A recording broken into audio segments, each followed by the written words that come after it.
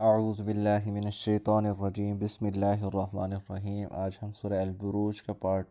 2 پڑھیں گے۔ آغاز کرتے ہیں۔ انا بے شک الذین وہ لوگ جو فتنوا فتنے میں ڈالتے ہیں المؤمنین مومنین کو، مومن مردوں کو، والمؤمنات اور مومن عورتوں کو، ثم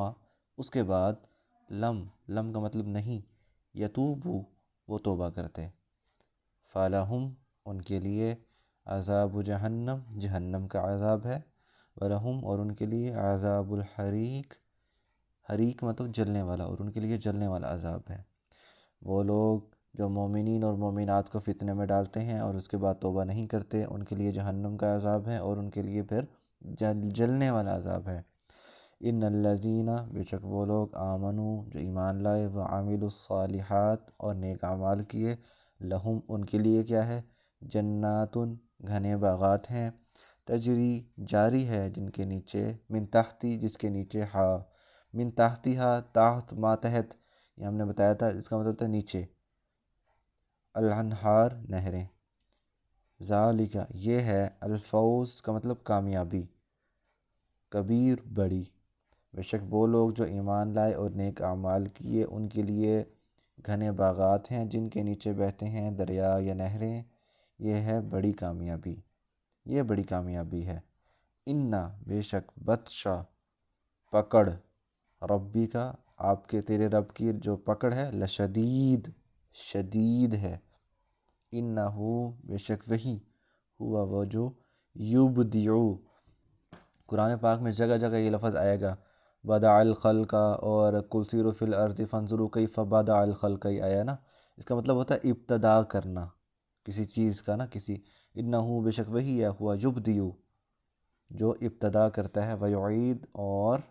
لوٹاتا ہے، وہی ہے جو آغاز کرتا ہے، اور لوٹانا مطلب ختم کرنا، جو آغاز کیا اسی طرح واپس، وہوا اور وہ الغفور انتہائی مغفرت کرنے والا ہے، الودود انتہائی محبت کرنے والا ہے، وہ انتہائی معاف کرنے والا ہے، انتہائی محبت کرنے والا ہے، ذو العرشی عرش والا ہے، المجید بزرگی والا ہے، عرش والا ہے، بزرگی والا ہے، فعال لما یرید، فاعل کہتے ہیں کام کرنے والا کوئی بھی ہو، لیکن فاعل کا انتہائی مبالغہ، فعال کر گزرتا ہے، کرتا نہیں ہے، کر گزرتا ہے، لما یرید جس چیز کا ارادہ کرتا ہے، یوں نہیں کہ ہم کہیں گے کرتا ہے جس کا ارادہ کرتا ہے، نہیں، کر گزرتا ہے جس کا ارادہ کرتا ہے، اسے کون ہے روکنے والا۔ اب اس کی تفسیر کرتے ہیں۔ وہ لوگ جنہوں نے مومنین اور مومنات کو فتنے میں ڈالا، فتنے سے کیا مراد ہے، آپ میں کوئی بھی برائی کو پروموٹ کرتے ہو اور اس برائی کی وجہ سے کوئی بھی بندہ برائی میں پڑ جاتا ہے تو آپ نے اس کو فتنے میں ڈال دیا۔ ہم اکثر سٹیٹس پہ یا اپنے فیس بک پوسٹ پہ مختلف جگہوں پہ گانے یا اس طرح کی کوئی بھی چیزیں شیئر کرتے رہتے ہیں اور انہیں گناہ ہی نہیں سمجھتے، تو وہ جس چیز سے آپ کو وہ فتنے سے مراد ہو تو کوئی بھی سوچ میں اگر اخلاق پیدا ہو جانا، غلطی پیدا ہو جانا،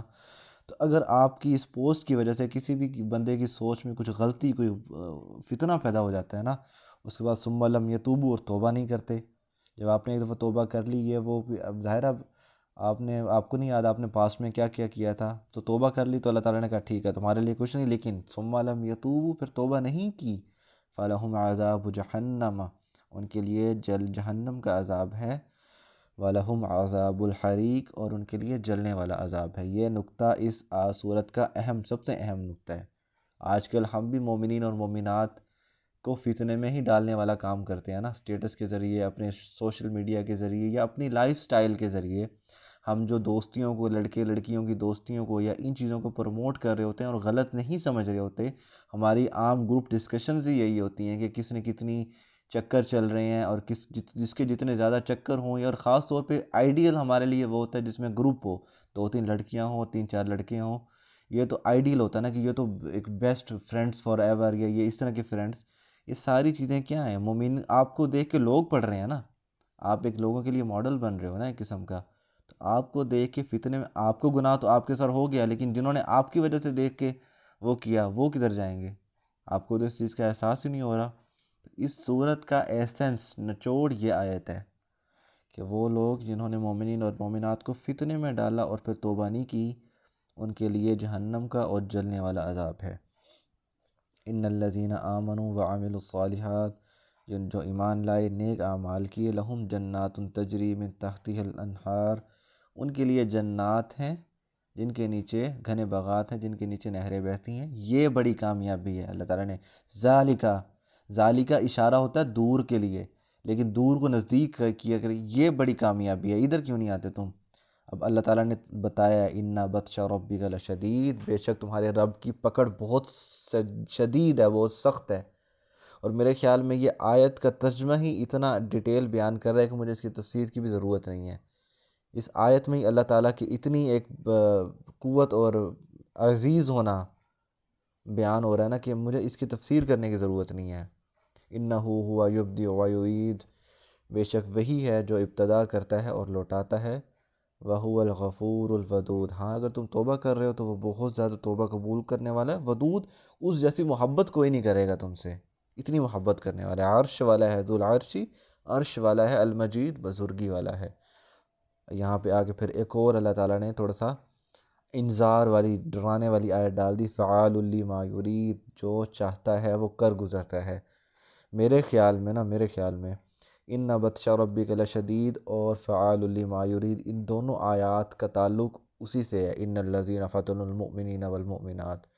تو آپ یہ چیز ذہن میں رکھو کہ آپ کی وجہ سے جو لوگوں کو لیسن، جو سبق مل رہا ہے نا، اگر تو وہ برائی کا مل رہا ہے اور اس کی وجہ سے کوئی برائی میں مبتلا ہو رہا ہے، تو آپ پکڑے گئے۔ اور یہ دونوں آیتیں فٹ آ رہی ہیں کہ اللہ تعالیٰ کی پکڑ بہت سخت ہے اور وہ جو چاہتا ہے کر گزرتا ہے۔ اللہ تعالیٰ ہم سب کو